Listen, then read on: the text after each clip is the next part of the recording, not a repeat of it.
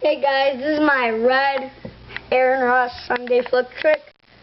I changed a lot of parts on it because it was alright and looked stupid. All I changed was the cranks, back rim, seat, front rim, I don't know if I said that, but sprocket, and pedals, and I think that's about it.